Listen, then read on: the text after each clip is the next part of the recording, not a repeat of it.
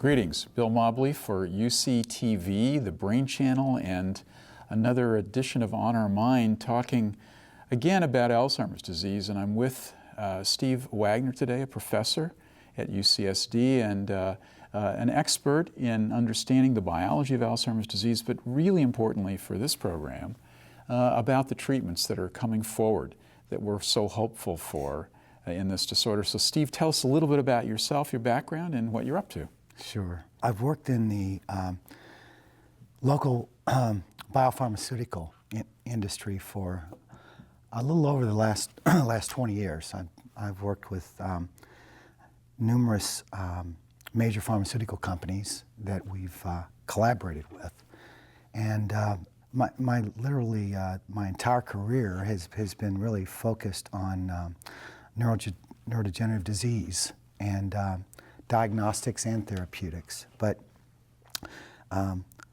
most recently, I've focused on an area of Alzheimer's therapeutics, which really target something that I heard Dr. Azen mention several times during his interview.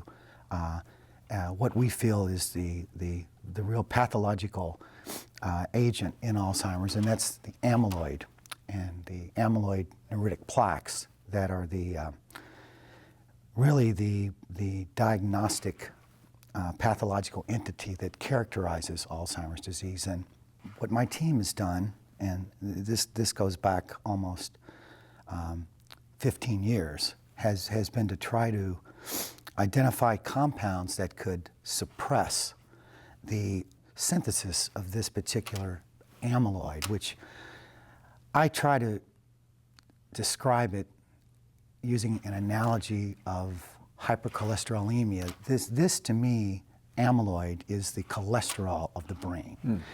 And Bill, you're very familiar with the drugs we know as statins, which Lipitor, and there's a whole number of them that are the most prescribed drugs in the world, and they've been very effective over the years of reducing the incidence of coronary artery disease and stroke. And what we're hoping is that we've identified compounds that will have the same impact on Alzheimer's. It may take us a while to know, but we've really taken virtually the same approach of identifying the key enzymes that create this amyloid, which basically riddles our brains.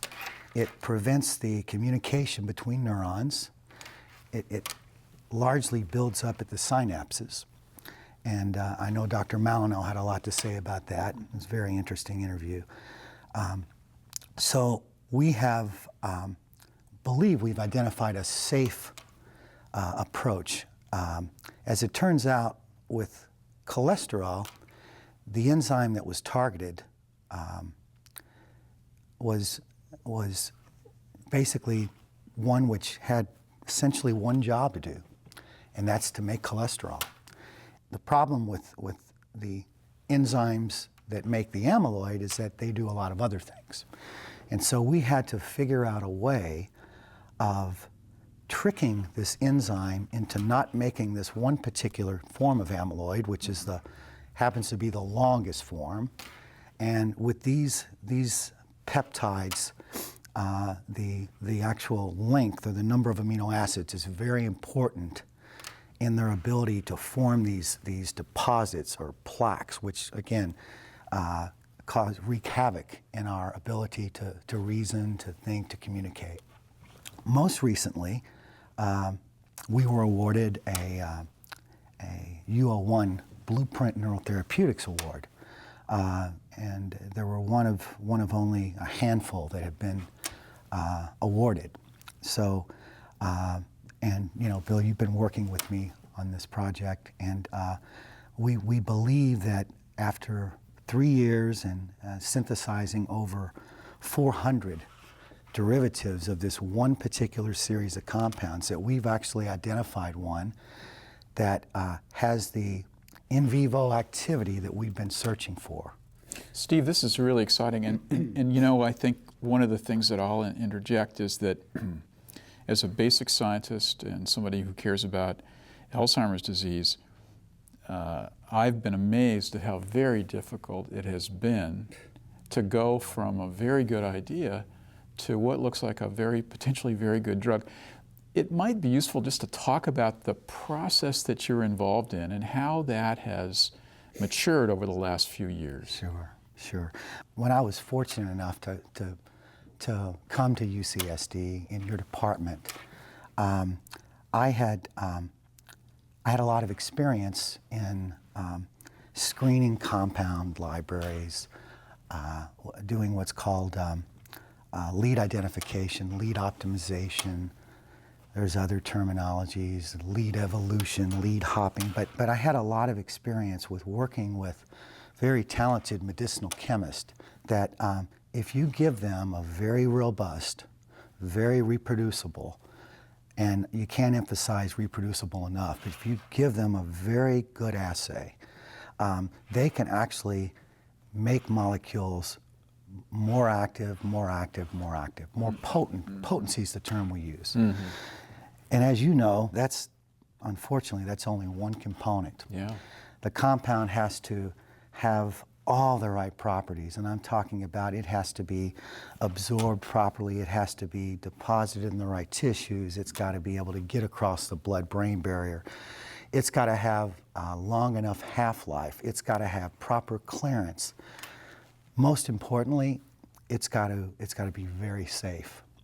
And so we do a number of studies to make sure the compound, we call these in vitro ADMET properties, which is absorption, deposition, metabolism, excretion, and toxicity. And we have a bunch of predictive in vitro tests, and we typically use liver microsomes, but a number of other cell models. And if compounds make it through those particular assays, meaning they have all the right, they give us all the right numbers. So we like for a compound, for example, to show stability in a liver tissue sample. That tells us, well, the body's not going to just immediately get rid of it. We have all of these xenobiotic metabolizing enzymes, which again are largely in the liver, and we want to make sure that we're not inducing certain of these to avoid potential drug-drug interaction problems. So, and those are just a few of the... So it's all very technical, but in fact, to make an idea into a drug, all these steps are really necessary. And so while your project goes forward, and while we're so excited about that possibility, there are other shots on goal, if you will, therapeutically. Absolutely. Talk a little bit about what other people are testing in terms of Alzheimer's therapeutics. Sure. So I'll break it down into a couple of areas. To me, it was always, I always wanted to study or to try to find therapies for diseases that had a genetic basis. Mm-hmm. And so really there are, and of course, a pathological model that really gives scientists like myself a huge advantage, because our rationale is that if we can interrupt the flow of the pathology or the pathogenesis, we'll have an ability to modify the disease course or slow it down. Mm-hmm. Again, you can go back to the analogy of hypercholesterolemia and coronary artery disease, where you have high levels of cholesterol. So one approach is to target beta amyloid, and there are really three major areas that are in really high pursuit by virtually every pharmaceutical company, mm-hmm. and including our lab. Mm-hmm. And I'm talking about ours. I'm talking about the NIH, the NINDS, Dr. Mobley's lab, and my laboratory, and a number of others. Mm-hmm. So these approaches are, our approach is gamma secretase, which is one of the enzymes, and we're trying to modulate that enzyme, as I mentioned, mm-hmm. just to steer it away from making this pathological form of amyloid. There's another enzyme that's critical for that particular amyloid, And it's instead of gamma secretase, it's called beta secretase. And there are a number of pharmaceutical companies, including J&J, Pfizer, Merck, that have, Eli Lilly, that have programs. In fact, many of them have clinical trials already underway where they're, again, trying to inhibit that enzyme, which is vital for making this amyloid. And then there's also what I would lump as immunotherapeutic approaches, using humanized monoclonal antibodies that we hope will help in clearing the amyloid, because if there are two schools of thought, really, and they're both probably important. One is that there's an overproduction and of this long particular form, and that appears to be clearly the case with the early onset familial or inheritable forms of Alzheimer's disease. The other possibility, obviously, is that the body or the brain has a problem getting rid of it. And we believe that that may actually be more important in the more sporadic or late onset form of the disease. But we're trying to get a handle on as many of these approaches as possible. There's also another lesion which is very important, and I would be remiss not to mention this, and this is the tangles. The tangles are actually within the neurons, and they're really, I describe them as a dying neuron. Typically, it's believed, and there's pretty good evidence for this, that the amyloid plaques come first. And interestingly, and I heard Dr. Azen mention this correctly, they come years before the patients present themselves with any signs of cognitive impairment. But the tangles actually come closer to the time of the impairment, and many people believe, based on data that shows that they actually correlate better with the clinical dementia than do the plaques. So this is also, and there's a molecule like beta amyloid makes up the plaques, tau makes up the tangles. And so there are now approaches targeting this one particular form of tau, which builds up inside the neurons, forms these filaments, and the neurons are basically non-functional after that. And it's a very complicated process, but we know, based on over 100 years of studying the pathology, that these two are always present in Alzheimer's disease, along with the dementia. So I think there are also a number of other approaches for targeting just the behavioral aspects. There are approved drugs already for which are acetylcholinesterase inhibitors like Aricept and so forth, that actually, at least on a temporary basis, do offer some cognitive improvement. And there are a lot of other, and I'm Paul Azen, I'm sure, covered this,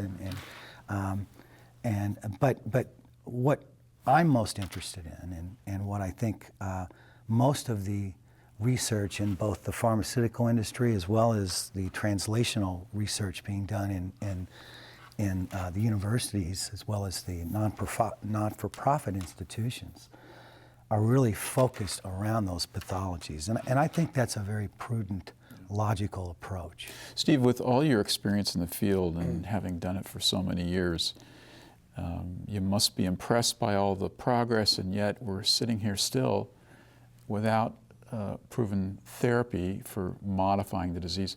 What's your sense now? Are you hopeful that we're getting close? Can you envision a time when we'll have therapies that are not just helping symptoms, but really modifying disease? Yeah, I was fortunate enough to see Paul Azen's interview, and I have the same sentiments. I mean, I echo his sentiments.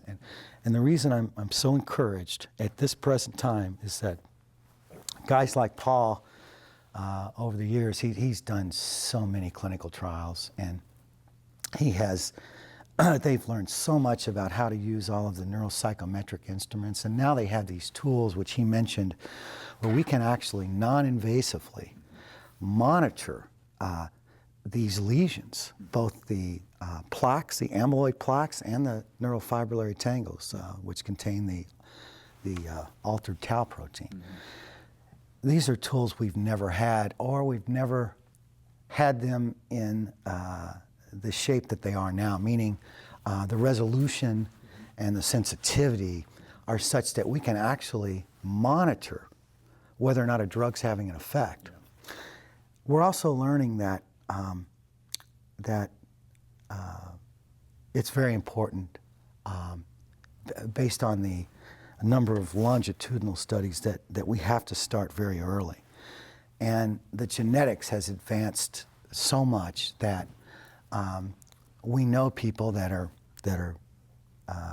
not only prone, but have an autosomal dominant form of a gene. And this enables us to do trials which we call preventative trials.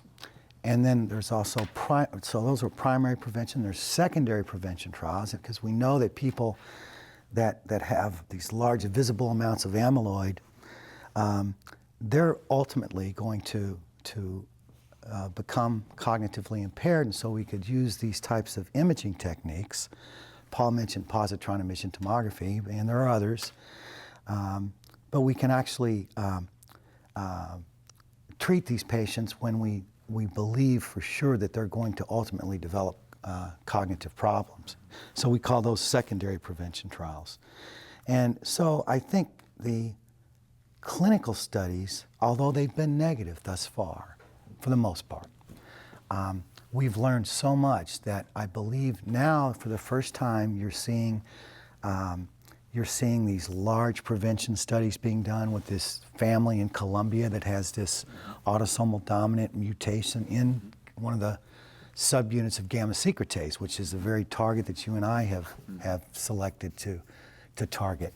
So I've never been more optimistic. I'm thrilled to be able to have the privilege to work on a project like this. It's been I feel like my life's mission, and there's a lot of excitement in the air right now at NIH, at the pharmaceutical companies, and I think literally the clinical trialist, the medicinal chemist, the animal modelers, the biologists have all come to a place now where I think we've got a real good shot, because we've learned so much over the years. I mean, you know, we initially thought that if we just inhibited this enzyme, gamma secretase, we'd have the disease cured. We came up with extremely potent molecules. They turned out to have serious problems, but we've learned so much about the enzymes and their roles, and we believe we know how to attenuate these particular enzymes, which ultimately take you from a perfectly normal protein into something which the brain can't get rid of, mm-hmm. and it wreaks havoc on the brain. So I think it's just a combination of the advancement of science that has enabled us to be so optimistic. Well, I'm optimistic too, and I'm very thankful for all the contributions you're making here at UCSD. And so for On Our Mind, this is Bill Mobley. Hope you'll join us again.